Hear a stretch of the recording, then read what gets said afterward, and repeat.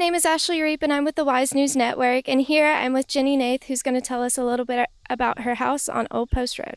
So, Jenni, how long have you lived here, and when did this all happen? I've lived here for about 4.5 years now, and this happened during Hurricane Helene. I believe it was September 27th. Can you tell me when the hurricane hit, what kind of damage it had? Just walk me through the whole process of what happened. So I'll tell you a little bit of the story because I know a lot of people have been wanting to know. At first, we were trying to figure out if the storm was going to be a threat to our home or not. So we prepared for the storm. We got the basement ready. I built a fort for the kids. We had a slumber party, and originally we're from Florida, so we're used to hurricanes, so we didn't think anything of it except for the fact that there had been some storms in the past that had hit this town that were pretty scary with all of these big 150-foot trees. So we were a little worried, but not too much. My husband ended up staying up through the night and making sure everything was good, and the kids and I went to sleep. And then we took shifts. So in the morning, I woke up and I thought, that everything was fine. He told me everything was fine. It looked like the storm was about to pass. And then he went to sleep on the couch, which you can't really see it right now, but where the window is over here, where that sign is, he was sleeping on that couch right there. And the tree was right here. And I went outside to film the weather, and I noticed that the trees were moving kind of funny. And I said, that's weird. I think that tree is going to fall possibly.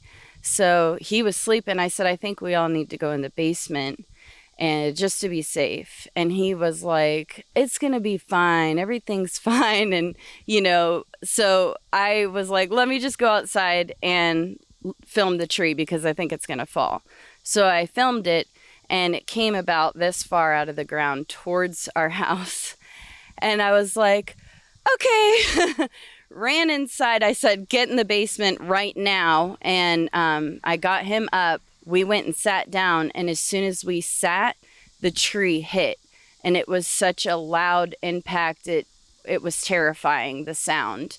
And it was like an immediate shock. And our whole body, we were just like, what just happened? And if we had been in any other house than a house from 1945, who knows if we would have been okay, because even though we were in the basement, if we had been in a different house, it would have smashed through the whole thing and we would have been possibly buried under the rubble. So That's crazy. I can't believe something like that would happen here in Cherryville because, like you were talking about, you were from Florida. I originally was from not originally. I went to UNC Wilmington for college, and we've had a bunch of hurricanes pass through, but there's very little palm trees down there because of all of the cities and the urbanization. So I just can't believe that would happen in a place like this.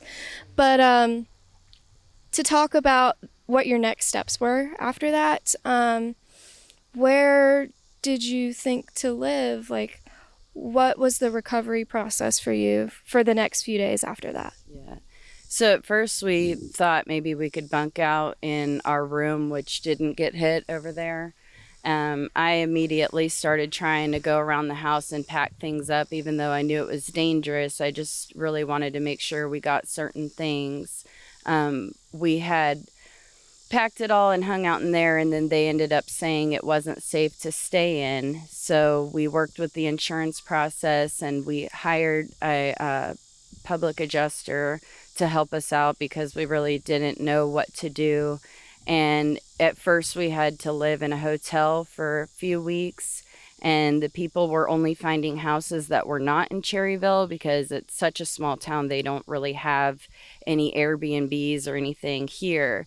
And so it was going to affect our kids' school. And long story short, a friend of ours had a family member who had just bought a vacation home here, and she decided to let us rent it out fully furnished because she was planning to move here when she was done with the things in her house. And so she said until then, we could stay there. So that was a godsend, literally. So. And where are you living currently? So right now we're living in a sweet little house off of Moss Lake, and we are going to be having to move soon, but so far it's been a huge blessing, and I really can't thank her enough and thank God enough for opening the doors for us in that. Now, has anybody else reached out to help you besides the ones who initially was by your side?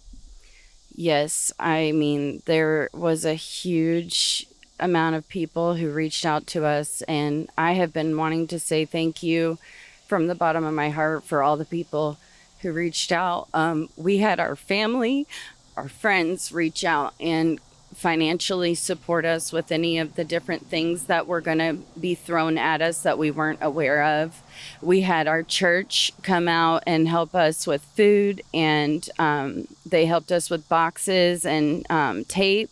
We had our other church family reach out and give me a weekend of stress-free going to a Women of Joy conference. So I'd like to thank my family and friends who financially helped us. And I'd like to thank the lady who gave us our home right now that we're living in. And I'd like to thank Covenant Church and Mount Zion and all of our neighbors and everyone who reached out to help us. Thank you so much for all of your help. It's been a godsend, literally. That's awesome that you're getting so much touch and warmth through the community, even though we're so close and they're strangers to you. But it's amazing how community can come through at a time like this. Yeah.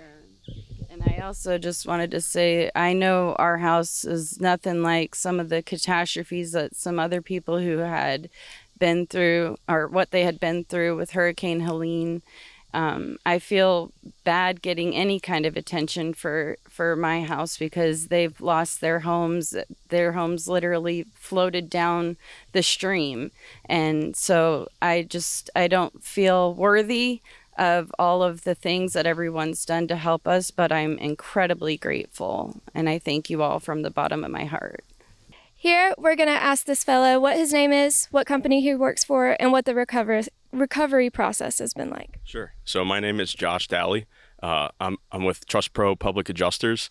We're a public adjusting firm that basically helps homeowners, get paid properly for their insurance claims and make sure that they're following the terms of their policy to make sure that they're paid properly. And for this claim here, this was from Hurricane Helene. A big tree fell on the house, and as you can see, destroyed most of the roof and the interior there. So it was about a couple weeks before the initial adjuster came out. I met him on site. We inspected the property and kind of, discussed the details of the claim. I believe we also had an engineer here that was inspecting the property to write a report. And kind of from there, that's when the negotiations began. The timeline was fairly slow on this project with Nationwide. I believe they took a total of 7 months to come back with a full estimate for this house to pay for the damages. We had received a couple initial estimates that were of very low value in the beginning that we couldn't really do much with. We couldn't really start the repairs. And so, we kind of went back and forth with Nationwide for a while. And honestly, most of the delays were on their end. Most of the slowdowns, most of the reason why it took so long to start these repairs was because they just took so long to get us a full estimate for the repairs. And now, we need to bring some more engineers in. We need to get some more eyes on the project so that we can continue to estimate and negotiate and kind of make sure that we're getting the full value that we need to make sure that this property is restored to the way it was before the storm hit. I did want to mention that Kevin Hebner came right away. We were looking for a tree company to go with, and he came right away, and he got his team out here and lifted the tree off before he was ever even paid because he wanted to make sure that no further damage came to the home.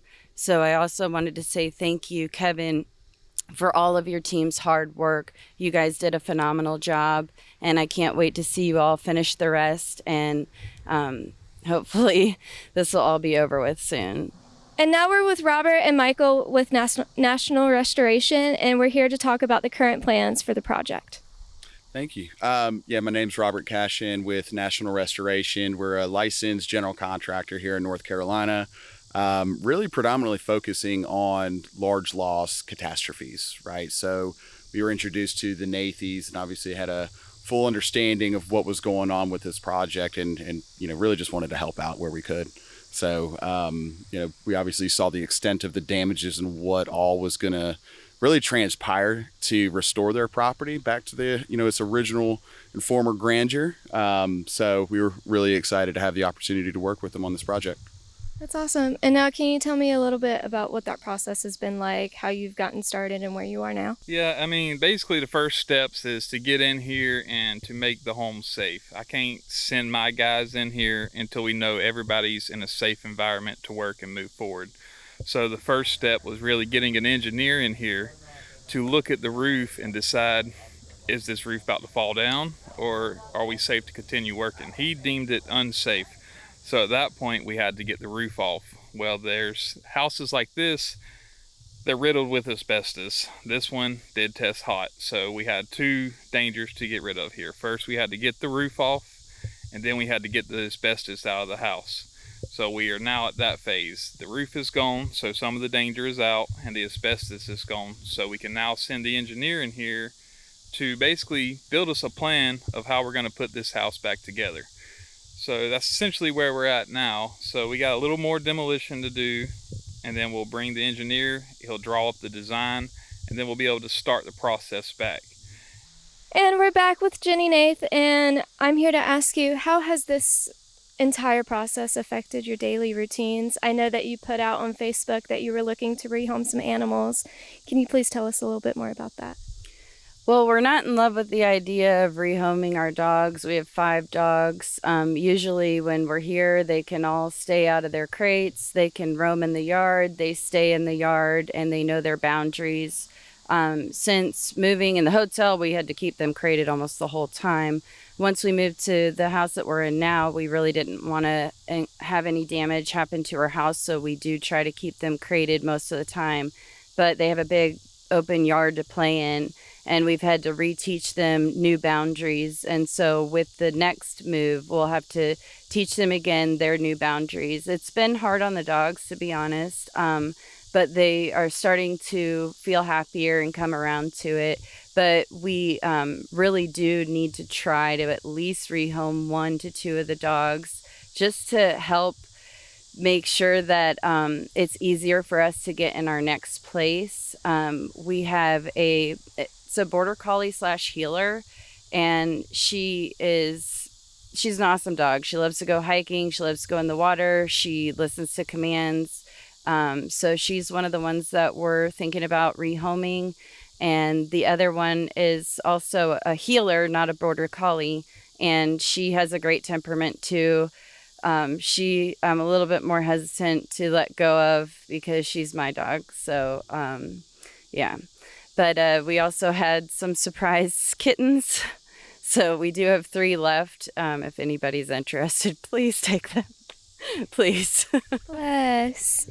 Now, did you say you had kids? Oh, yeah. I have 3 kids. So my oldest is Jacob. He's 18, just graduated, and he's still with us right now. I have a almost 13-year-old, our daughter Juliana, and then I have a 10-year-old Jackson.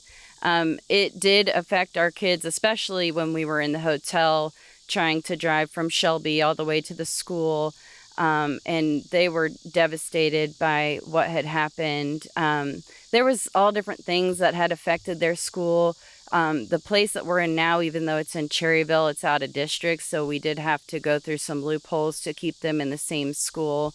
And our biggest thing with trying to get our next place is trying our best to keep it in Cherryville if possible, so that we're not having to go from Gastonia or Charlotte to their schools. That would just be really crazy because we have to go in the morning and the afternoon, and then they have sports and things that they're into. So we're really hoping we can stay here and cross our fingers, pray to God that something that we have in the works will work out. And so we could definitely use prayers for that. All right. Now, is there anything you'd like to leave us off with as we close? I guess just thanks for hearing the story. I know everybody's probably been interested to hear it and know what all happened.